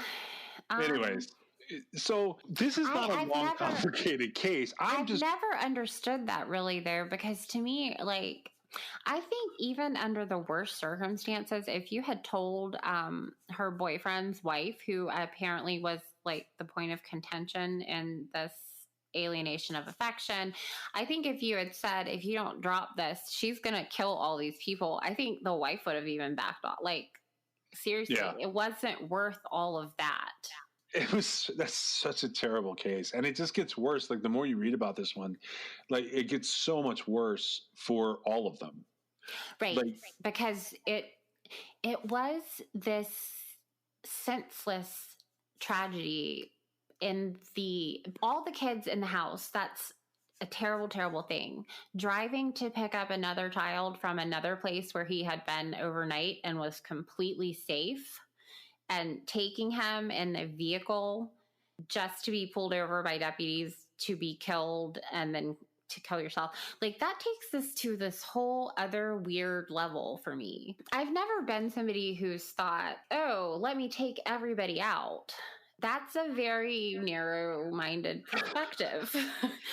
It's not just narrow-minded, man. That is extreme. That is the definition of extreme. Well, and, some of these kids, like her child girlfriend, she could have just gone back home. Her niece and nephew, they could have just returned to where they had lived previously, or gone down the route that they would have taken had she not taken them in. And I'm not saying it's okay for her to kill her own children either. I'm just saying, like, it just seems really weird to me that being presented with a situation where you've essentially, I don't know if she owed her daughter the money, and I don't know that the boyfriend and his wife had agreed to the settlement, but having written those checks, which, $10,000 is a lot of money, but not really. We do get some clarity much, much later. There was a bunch of civil back and forth. It wasn't just the alienation of affection suit and that threat from Lamb's wife. This is Randy Lamb's wife, the guy that was shot first. And he calls in the 911 and he says, I just got shot by the woman I've been having an affair with. But the drama had gotten into, she had filed a restraining order against him. And then the wife had filed a restraining order against Marianne Holder. Mm-hmm. Genius husband in the middle of all this, who's not Marianne Holder's husband, had a cell phone that he had given her. They were basically dual stalking each other. She was sending nude photos to the wife. He was following her and she was following him. There was a lot, like, this was not as one-sided as it sort of seems. Now, where it gets one-sided is with the whole fucking murder spree. Right. So I guess that's where they sort of hold up their end of not being insane. Yeah. She was totally alone in doing this, but, like, she basically just did the ultimate terrible, tragic hold my beer. shooting 6 people in the head. What does that? Okay, but don't forget having to go drive and pick the last one up. And also shooting him in the head. Right after you left your house full of dead children to go drive and pick. I mean, and none of that, like. Okay, so this affair had been going on for years. This is not like, oh, we started seeing each other 3 months ago. This is an affair that started like at the end of 2007 going into 2008 and ended when essentially the wife caught wind of it late summer 2011. Right. But, so the affair, the bad stuff happening in the affair had just happened in the months preceding the shooting. Right, but okay, well, the affair is, I mean, it's relevant, except that, like, it's not really, because I assume she knew he was married the entire time. I have no idea how that started, but I don't see how the kids would all get drug into that. And I don't know why she did that. That was just like, Mom was about to do something so embarrassing that I don't want y'all to see this. That's all I can think of. Right? Yeah. And I feel a little bit sorry for her. Like, not really, because I feel sorry for her victims, of course, but like, how do you get to that point? And that's all for this week. We still have a few episodes left till the end of the year. Then we'll be starting season 2 of True Crime XS. Thanks for joining us. You can reach us at 252-365-5593 or at truecrimexcess.com or truecrimexcess@gmail.com if you want to send us a note. This episode was brought to you by LabrottieCreations.com. That's LabrottieCreations.com. Check out the merchandise and specifically their fun Pop Pet art custom pieces made from photos of your very own pets. Use the promo code CRIMEXS, that's CRIMEXS, for 20% off a fun, brightly colored, happy piece of art of your own pet at their site, LabrottieCreations.com. Music in this episode was licensed for True Crime XS. The theme song was Indestructible by Noah Smith. You can find us on your favorite podcast platform or at TeePublic, Instagram, or Twitter. You can also join us on Patreon to fund future body exploration trips. But the best thing you can do for us is leave us a review on your favorite podcast platform and share us with your friends. And we'll see you next time.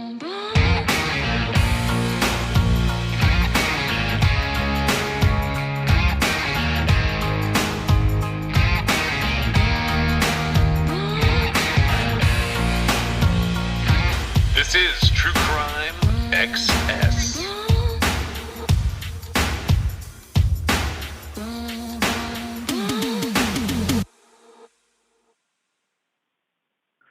I like to support smaller podcasts. And it's funny, there's several podcasts coming out about Israel Keys all of a sudden. And there was one that was sort of our predecessor. And in fact, if like that had gone the way I thought it was going to go, I probably would have not done True Crime XS. But True Crime XS wasn't just about Israel Keys, like in my head. That was just the first story. We're actually doing something completely different about missing persons when we started all of this. We stuck to the Keys story to start things off because I wanted to see like how developing a podcast worked and how much effort and energy and time and resources it would take to put together all the information we had. Because the minute we heard Keys was dead, we had started collecting information years and years and years ago. And so that was the result of what we put out. And one of the other podcasts was about Keys. And they're in season 4, and suddenly they've discovered outhouses. And I'm like, all right, well, I guess that's the way you're going to go. But I like to support different podcasts. And this year I've stopped supporting several independent podcasts for a number of reasons. One being like monetizing the podcast is one thing. To pay for like, you know, it's expensive to do the research and do the traveling and to do the things related to it. But to some degree, as long as you're not really like profiting off of it, I think monetizing makes sense. Like if you're just trying to replace the funds that you're spending, that does make sense. And that's what we've done with a little bit that we've sort of monetized. That I've kind of steered away from that because it feels weird to profit off the backs of like victims in these stories. It's really strange to do that personally. But one of those podcasts would put up these comments about like these Dear White People comments, which I was like, all right, well, whatever, you know, not that big a deal. It was like right in the middle of the protest and everything. And then they decided that they were going to like donate some of the Patreon money that they were bringing in to different organizations, including some controversial organizations. And I was just like, why didn't you do the research on that? Independent podcasting is hard, and I now know that it can be expensive to advertise and build your audience. But if you put the story out there, you are going to find some people, because, we have dozens and dozens of thousands of downloads for every episode now. So I do know a little bit of how it works. But I did want to, this is a message for like the people that are donating to podcasts. Please pay attention to who you're donating to and what they're doing with the money, particularly when it comes to donating to like the Bail Project and the Freedom Fund. It's not that those slogans sound awesome, those things, but you have to look at what they're actually doing with the money and what consequences that could have. Because the last thing you want to do as a true crime podcaster or a person who's supporting a true crime podcast is to assist criminals continuing to commit crimes. And that's one of the things that's come out of the Freedom Fund and the Bail Project. Devastating, nonprofit says after bailing out Missouri man accused of killing wife. Hours after a nonprofit group bailed a Missouri man out of jail, he beat his wife so severely that she died 5 days later, police said, according to KMOV. Samuel Lee Scott, 54, is accused of killing Marsha Johnson, 54, on April 9, KMOV reported. She died on April 14, and 2 days later Scott, of St. Louis, was charged with first-degree murder in connection to his wife's death. Prior to the murder charge, Scott had been booked into jail on April 5 on a misdemeanor domestic assault charge after he was accused of hitting his wife on the right side of her face with his fist in January, KTVI reported. While he was in jail, his wife got a restraining order against him which prohibited him from getting within 300 feet of her, KSDK reported. But 1 day later, his $5,000 bail was posted by the Bail Project and he went to her home. Around 7:45 p.m. at around 11 p.m., a friend of his wife brought her to the hospital after finding her bleeding from her head. The woman died of injuries caused by blunt force trauma, KMOV reported. Court documents show Scott was released from jail on April 9 with help from the Bail Project, KTVI reported. The Bail Project is an unprecedented effort to combat mass incarceration at the front end of the system, according to its website. We pay bail for people in need, reuniting families and restoring the presumption of innocence. The project is a nonprofit organization, according to its website. Mike Milton, site manager of the St. Louis Bail Project, said in a written statement that this is a devastating moment, according to the Post-Dispatch. Nobody wants to see something like this happen, but it is crucial to remember that bail didn't cause this tragedy. Mr. Scott, a 54-year-old father, was charged with a misdemeanor, and if he'd just been wealthy enough to afford his bail he would have been free in either case, Milton said, according to the newspaper. Moments like this are devastating, but it's important not to lose sight of the larger injustices of cash bail and the need for reform. In the statement obtained by KMOV, Milton said the group is deeply saddened by this tragedy, the TV station reported. Many of us and our close relations have lost family members to violence and we are heartbroken that this has happened to yet another member of the St. Louis community, Milton said, according to KMOV. Our deepest condolences and sympathies go to Marsha Johnson's family. Milton said the project provided bail assistance based on the fact that the court had deemed him eligible for release before trial, according to KMOV. No one could have predicted this tragedy, he continued. In times like this, we must come together for Marsha's family and also keep sight of the injustices of incarcerating poor people before trial and the need to invest in community-based services that can support Street Louisans during times of crisis. St. Louis Circuit Attorney Kim Gardner said her office plans to meet with the nonprofit this week to help them better understand the risks to victims and witnesses when posting bail for any type of domestic violence cases or for any defendant who is a potential safety risk to an individual or to the community, KSDK reported.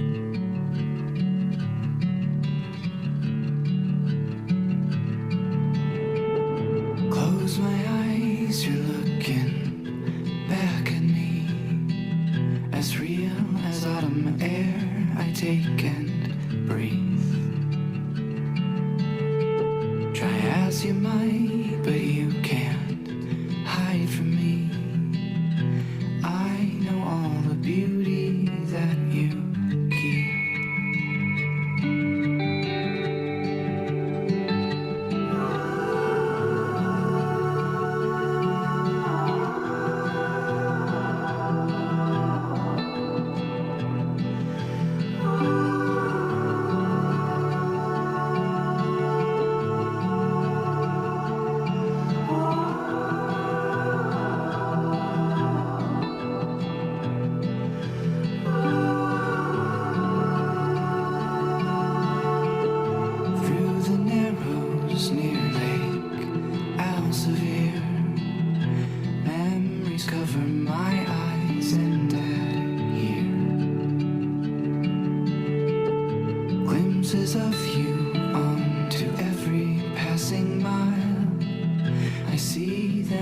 sun, the earth, the sky. And I won't stop looking for you till I die.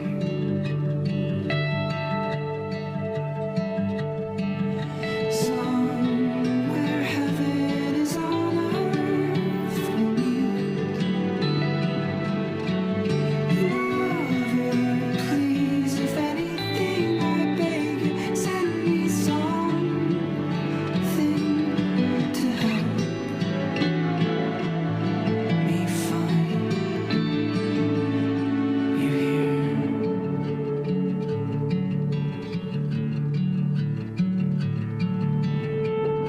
Following the trail our souls took years ago.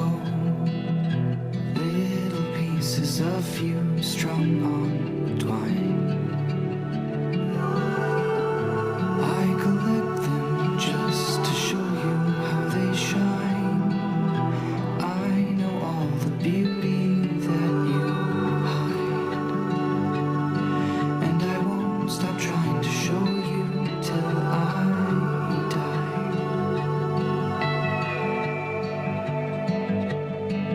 Somewhere heaven is on earth we'll meet. Holding safe but just beyond my reach. Won't you then help me to feel complete? Lover, please, if anything I beg you, send me something. 'Cause right now I am lost and wandering, pacing back and forth and praying you'll help me find you here.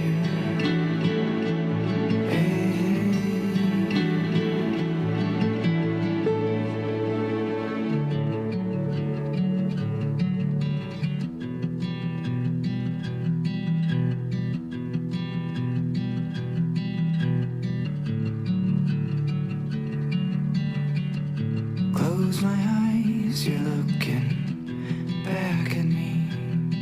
Out of all the mother's beauty,